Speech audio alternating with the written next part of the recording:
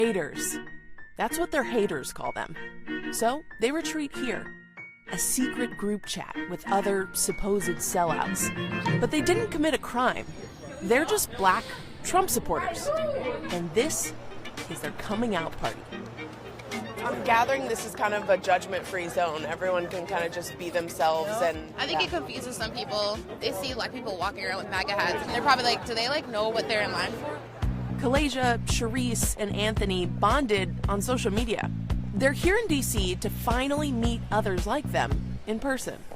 As a biracial woman, I know exactly what it feels like to be misunderstood by your own people. So that's why I came here, to find out why everyone acts like black conservatives don't exist. USA! USA! USA! This is the nonprofit behind this meetup, Turning Point USA.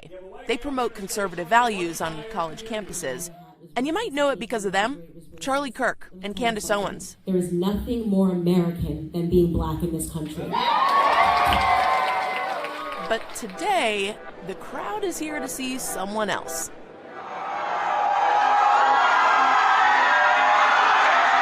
Who in this room wants to be president someday?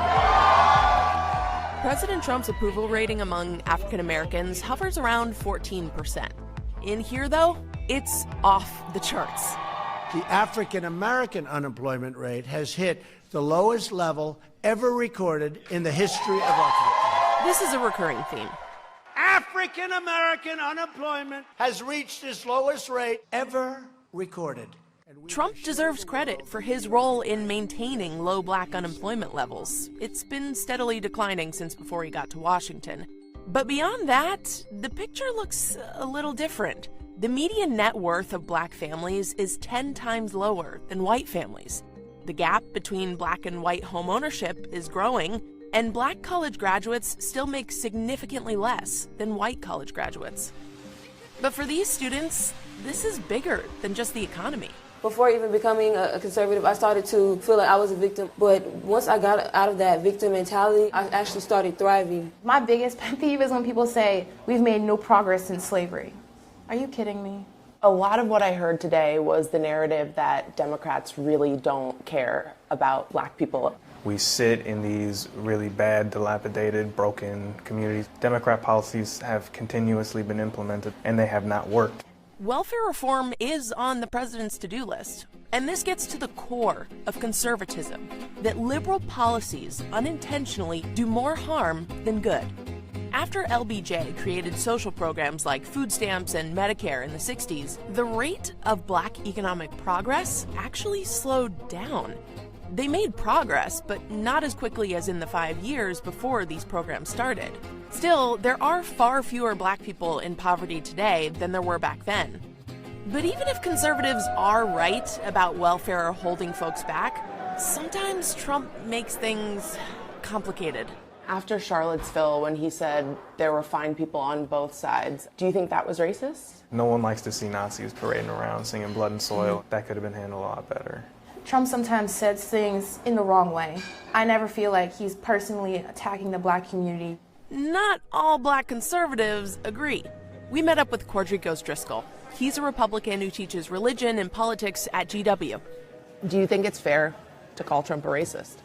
I think it's fair to call Trump a racist, yes. How I define racism is about power structures that prevent access to certain things. And so when we look at his policies and when we certainly look at his rhetoric, it falls in line to what racism is. Why do you think we see such vitriol coming from other members of the black community directed at people within this young black conservative movement? That is one thing I never agreed with. Black conservatives aren't going away. He's right. This isn't some new trend. Then why are there so many culturally conservative African Americans who don't vote Republican? Well, it goes back to the end of slavery, when black people did vote red. But just as they became Republican leaders in the 1930s, Hoover's administration kicked them out to appeal to Southern racists. It's when Roosevelt's New Deal came along that minorities saw a chance to turn their misfortunes around. And when Republican presidential nominee Barry Goldwater opposed the Civil Rights Act, that's when many black voters switched to loyal Democrats. Being a black conservative, you kind of feel like you're the only one. People have been really crazy, especially black people. I had some People tell me to bleach my skin, kill myself, you're a coon, you're Uncle Tom. It's like one thing to be called those things by like white people. When it's within your own community, it hurts. And then there's Kanye. You didn't think we'd forget about him, did you? Before his fallout with Candace Owens, people here appreciated the visibility he lent to the cause and the MAGA hat. This is our president! I noticed on your Twitter you had that post about wearing your MAGA hat for the first time. Yes, which was yesterday. It's giving me courage to stand up for what I believe in. Here's the thing about the hat. When these guys wear it, it's an act of defiance that says we're not Democrats and we are not invisible. Look, people are messy. Too messy for the simple little boxes society wants to put us in. And if someone doesn't fit, it's becoming much easier to dismiss the unknown rather than try to understand it. America!